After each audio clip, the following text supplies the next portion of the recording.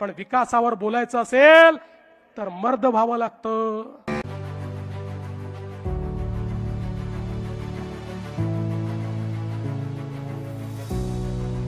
आता कोणामध्ये मर्दानगी आहे की नाही हे बोलणारा मी नाही आहे, माझे ते संस्कार देखील नाही आहे.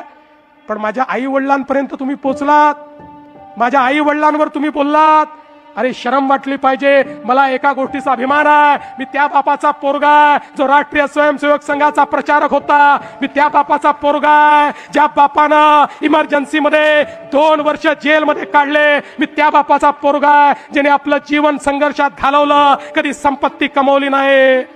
आणि मी तुम्हाला सांगू, अरे आज माझा बाप ज्यावेळी स्वर्गातनं मला पाहत असेल त्यावेळी त्यालाही हा आनंद होत असेल की माझं हिंदुत्व माझ्या मुलांनी या ठिकाणी चालवलं.